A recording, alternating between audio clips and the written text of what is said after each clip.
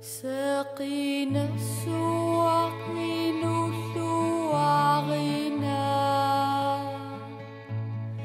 أما أقاك يمقبه سقينا السواقين ثواغنا أما أقاك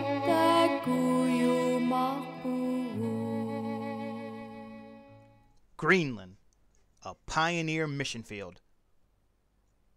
We are the Shull family, treading where no Baptist has trod before. We are the first and only Baptist missionaries in the country of Greenland. We moved to Iceland in 2005 because Greenland was a closed country. Our plan was to gain Nordic citizenship by living there for 7 years. This would allow us residency in Greenland. In 2007, the Lord miraculously opened up a door for us into Greenland, and we claimed this country for Christ. Now come along with us to the far north and meet the forgotten people at the top of the world. Even though Greenland is the closest country to the North Pole and is mostly covered with ice and snow, the Greenlanders have inhabited this land for thousands of years.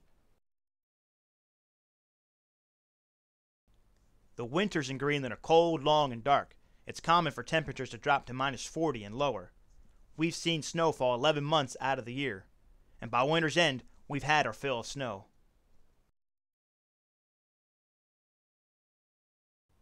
Above the Arctic Circle, there is no sun for up to 3 months during the winter, but the northern sky provides its own lights with the aurora borealis. In Ilulissat, the sun returns each year on January 13th, and the people go to the mountaintop to greet its return. The sun will rise and set in a 15-minute period. Slowly, the days get longer until May, when there is 24 hours of sunlight.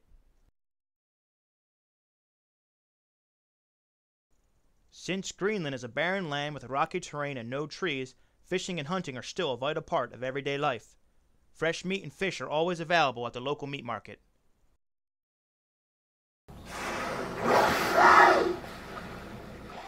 Whales are plentiful around Greenland and are hunted traditionally from the kayak and also from a boat using a harpoon gun. To celebrate Greenland's independence from Denmark, the government distributed whale blubber, maddock, from a 40-ton Greenland whale to all its towns and villages. Greenlanders put a new spin on the term fast food. Seals, walruses, polar bears, fish, and other Arctic game provide most of the diet for Greenlanders. Every part of the animal is used for food, clothing, jewelry, and other items. The Greenlanders are not only fond of raw meat, but also of dried meat. You can find meat hanging with the clothes on the clothesline or hanging from the roofs.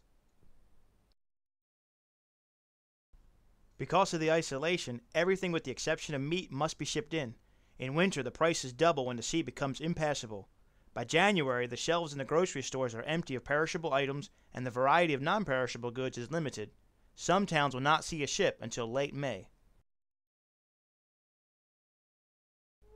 Another important part of life for the Greenlanders is the sledge dog, which is a descendant of the Arctic wolf. Just like the Greenlanders, their diet also consists of fish and raw meat. In order to protect this breed, no other dogs are allowed north of the Arctic Circle in Greenland. One of the highlights of the year is the dog sledge race.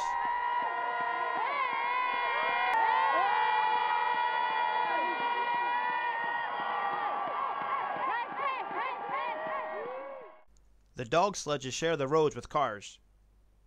They're also used for hunting, fishing, transportation, and in some villages as an ambulance. They're also great for pushing kids, lugging groceries, and for moving. This woman is from the most northern village, and she is on her way to the big town to do some shopping. It will take her 7 hours by dog sledge to get to Qaanaaq, a town of 600 people. As we experienced our first year, many people live without indoor plumbing. Some still melt glacier ice for water. And a number of villages have a public bathhouse and provide electricity with a diesel generator. In all, there are 78 towns and villages along the coast of Greenland, and they have never been reached with the gospel. There is no road system in the country. The only way to get around is by air or water if the weather permits. Some of these villages have only had contact with the white man within the last 100 years. Even though Christ said, "Go ye into all the world and preach the gospel to every creature," the Greenlanders remain in spiritual darkness. Traditionally, the Greenlanders believed everything had a spirit. When the spirits became angry, the shaman was called upon to visit the underworld and appease these spirits. In the 1700s, European missionaries came to Christianize the heathen Greenlanders. Sadly, they taught baptismal regeneration. Today, the state-run Lutheran Church continues to practice infant baptism as the way of salvation.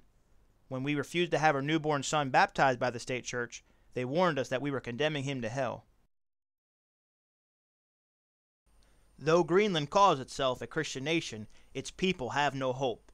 Few homes are untouched by drunkenness, abuse, and molestation. Marriage is uncommon, and abortions now outnumber births. Children are neglected and learn to fend for themselves at a young age.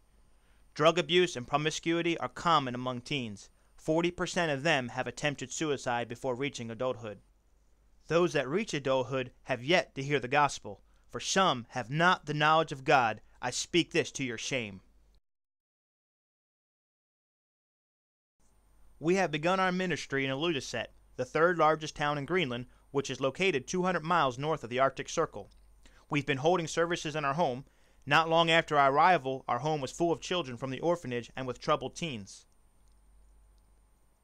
Niels Jakob is one of those teens. He spent every evening with us until he was sent to a juvenile home in another village. Though limited in the language, we used every opportunity to witness to him. Christian and his new wife Johanna attend our services. He has had a troubled life and has attempted suicide several times. Pray for this family's salvation. Sori and Cherry are from India and have spent a lot of time in our home. They've asked many questions about the gospel, but for now they still hold to their Hindu beliefs. Our son has attended language classes in the local school, which has provided many open doors. Children have heard the gospel and learned Bible verses and songs in their native language. Carlioto and his siblings have been regular attendees of the Baptist church. He spent every day after school and every weekend in our home. While his mother viewed it as free daycare, we took it as an opportunity to reach the next generation with the gospel. One day Carlioto never returned. We learned that he is no longer living in our town. We pray that he remembers what he heard in our home and that one day someone will reach his village with the gospel. Today I am preaching in Danish and basic Greenlandic. We've compiled Danish and Greenlandic songs into a songbook. I've also translated the first gospel track into Greenlandic and have gone door to door. We sat in the homes of many families and have shared the gospel with them. Our home has been an open door. What an awesome privilege to give these people the gospel for the very first time. When we return, we will continue laying down the foundation of the gospel. It is a hard, slow work, and the fallow ground must be broken up and the seed planted before we see much fruit. Also, we plan to rent a meeting place in town. People are eager to come to our home to visit, but are hesitant to come for church services.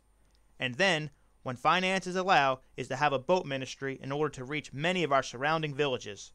What about the other villages outside our area? Who will launch out into the deep and help reach the rest of Greenland?